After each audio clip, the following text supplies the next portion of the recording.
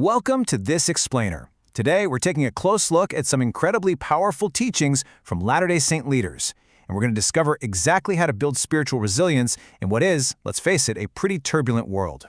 We're breaking down a specific framework laid out by President Russell M. Nelson. It really helps us understand the actual mechanics of how to keep moving forward, especially when it feels like absolutely everything around us is pushing back. So let's dive right in with a super relevant question. How do you actually stay steady when you're faced with fear, pandemics, and global conflicts? I mean, we are living in a time of unprecedented turbulence, right?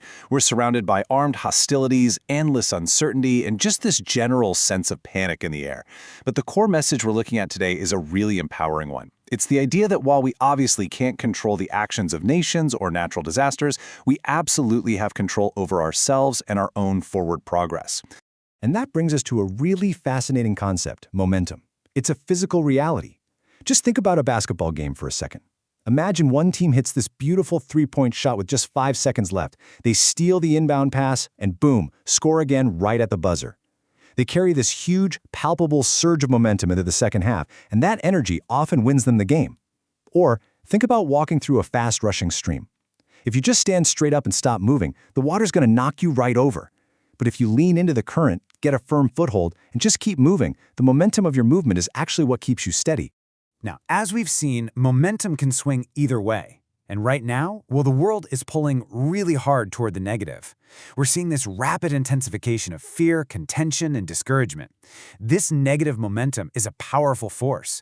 It can so easily sweep us away if we just freeze or if we only focus on the dangers and fall into despair. It's actively trying to erode our personal spiritual foundations. Which brings us to a pretty profound choice. As Elder Gregory H. Switzer points out, we can basically go one of two ways. We can adopt a dangerous victim mentality, or we can choose a victor mentality. The victim mentality is completely grounded in self-pity. It blames others, it feels hopeless, and it just wallows in its circumstances. But the victor mentality? That's totally different. A victor actually uses difficult experiences for good. They look for solutions, they build on a strong foundation of keeping commandments, and they recognize their own capacity to excel, regardless of the environment. It's a massive shift in perspective. So, how do we actively build that victor mentality?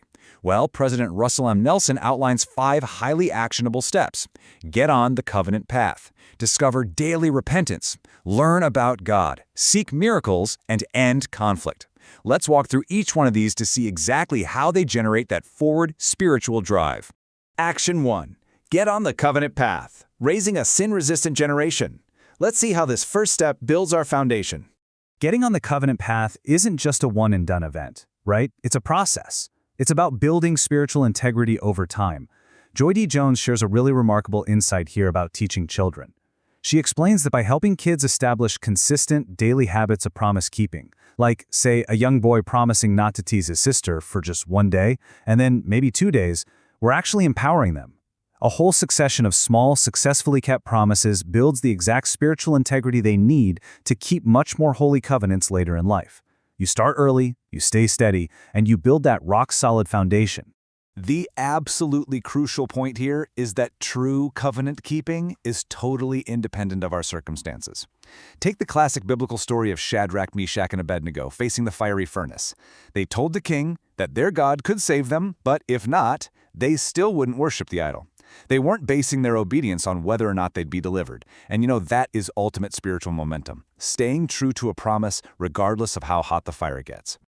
Action 2. Discover the joy of daily repentance, the ultimate catalyst for forward momentum. This is amazing because it completely reframes a concept that a lot of people actually fear.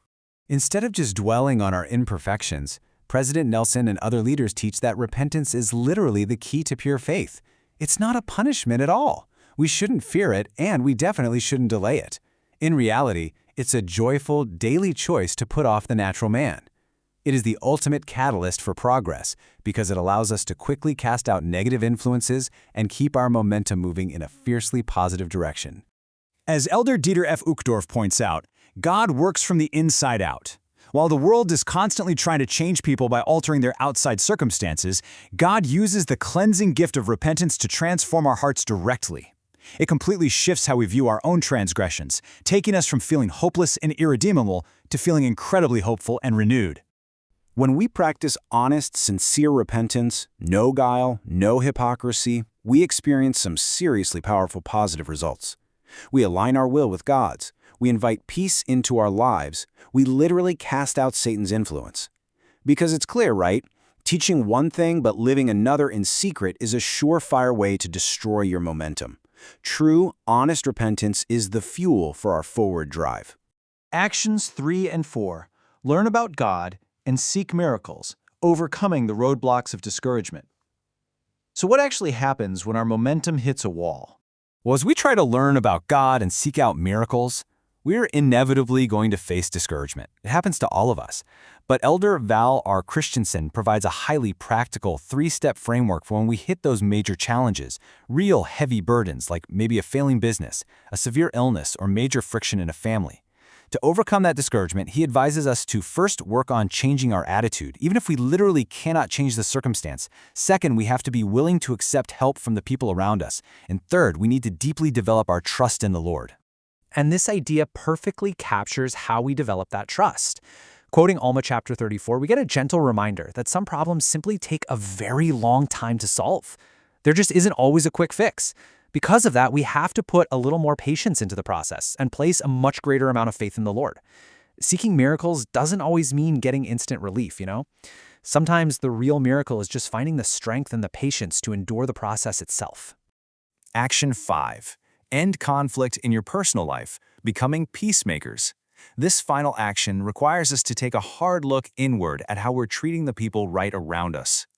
We really can't expect peace in the world if we're constantly entertaining gossip, backbiting, or refusing to forgive folks in our own personal lives. President Nelson literally pleads with us to bury any and all inclinations to hurt others. And yes, that means letting go of anger, even when it feels totally justified. Participating in gossip or holding on to a sharp tongue acts like a poison. It will completely bring any positive spiritual momentum you've built to a grinding halt. But by intentionally ending that personal conflict, we suddenly make room to replace it with 5 incredible attributes: obedience, love, humility, service, and gratitude. Gratitude, for example, is called one of the absolute surest antidotes for despair.